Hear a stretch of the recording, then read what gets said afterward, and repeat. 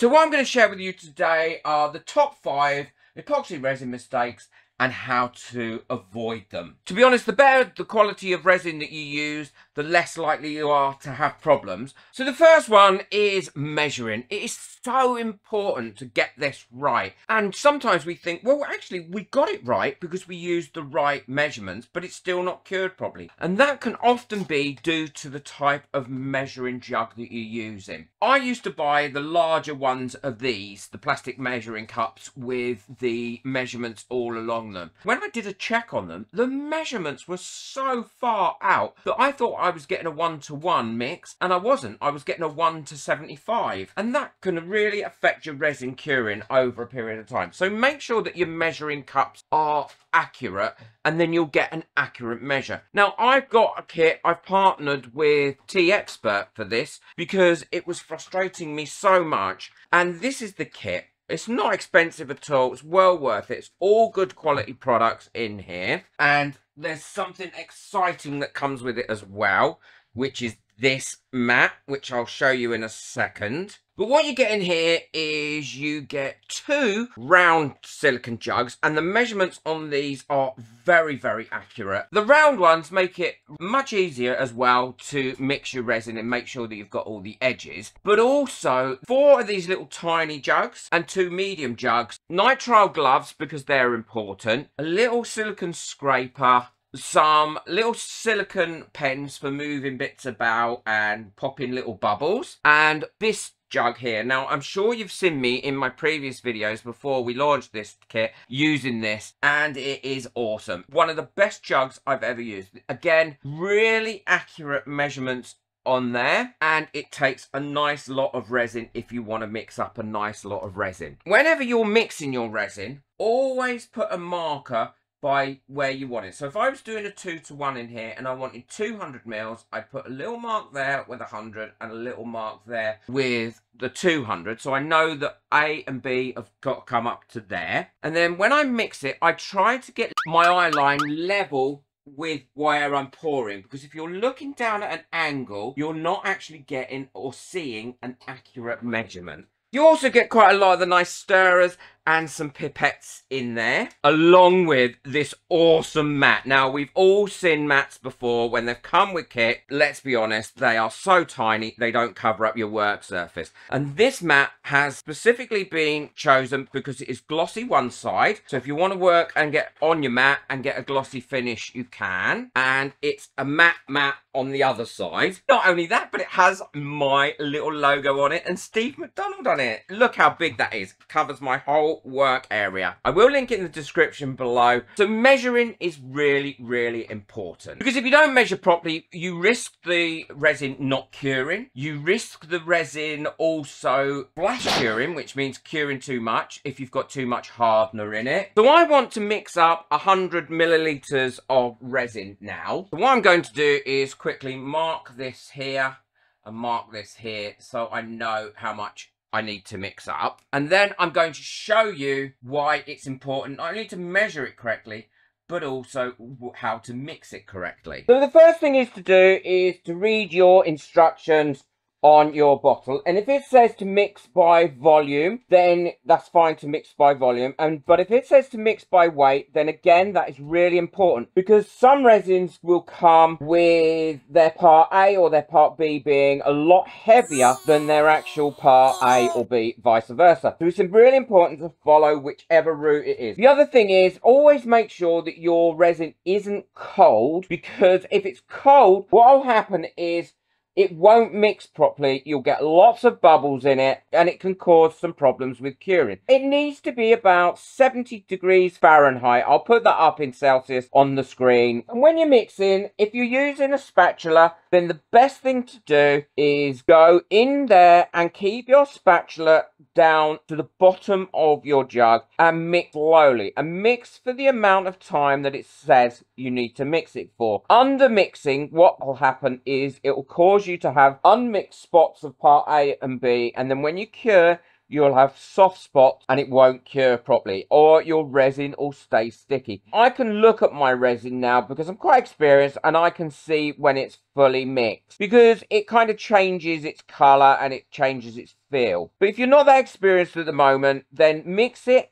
for the recommended time. And if it says 4 minutes, it is boring sitting here for 4 minutes mixing. So what I do is that I play a 4-minute song. I start mixing at the beginning of that song and I finish mixing when it's finished, and double check it. You're not beating an egg, so just mix it as slow as I'm doing here and keep mixing it around. But also remember, it's very important to not only mix but to scrape your spatula throughout, because if not, parts A or B can get stuck to that.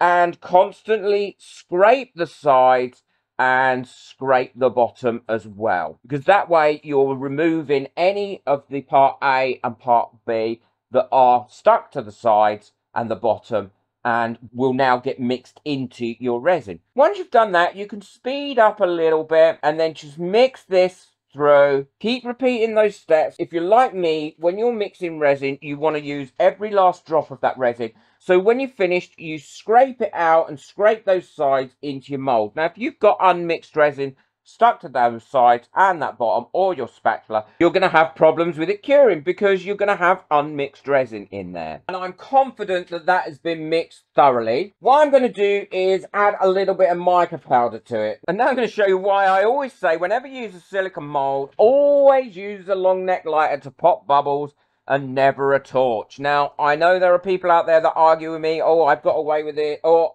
I never have a problem. But you will get away with it every now and again. I can assure you that you'll be making something that's really, really important. You'll make it and your mold will have stuck to your resin. Now, I'm using these molds here. They're quite old molds, so I'm not too bothered now about ruining them, although I do hate ruining any mold. And we'll leave those for a couple of minutes, because lots of bubbles will come up onto the top of those. So as you can see, quite a lot of bubbles have come up on the top of that, and this is what I mean by a torch. Now, that torch will get rid of those bubbles really well. And what you have to be careful of, as you can see here, a torch can easily light your resin up. So what we can do now is, instead of that, a long neck lighter is a little slower in popping the bubbles, but the flame isn't high enough to cause a problem in temperature with that silicone. The silicone is only heat proof up to, I think, 400 and something degrees centigrade, so it's fine with this, but this burns probably twice that. Now, as you can see, both of those are bubble free. They've got no bubbles whatsoever on the top. Now, when I come to demold these, this might be one of those lucky times where it doesn't stick to the mold, but I'm hoping it isn't one of those. And once your silicone is attached to your resin, there's nothing you can do about it, really. You might as well just chuck that piece out. So the next issue is working when the environment is too humid and there's a lot of moisture in the air. What that can cause is something like ammonine brush, and it can cause problems with the surface of your resin. It can also make clear resin go cloudy. So always avoid working if it's really, really humid. We don't have that problem in the UK, but I know a lot of people around the world do have that. If you've got that issue and it's all the time, then I would look to getting a dehumidifier and use that in your work area to get rid of that humidity in the air. The other thing is, you don't want to be working where it's really, really cold, because it's going to slow down the process of your resin curing. The same if it's very, very hot and it's like 80 degrees and your room is baking hot, that is also going to cause your resin to cure up really, really quickly. So be aware of the environmental factors that you're working in, because that can affect negatively your resin curing and how it looks at the end. And a lot of people don't realize this and complain to the resin companies that their resin is rubbish, when in fact it isn't. It is just that they've not followed these processes, or they've worked in an environment that isn't conducive to resin. So while we're talking about heat, the other thing that you've got to avoid is too much heat from one of these types of heat guns.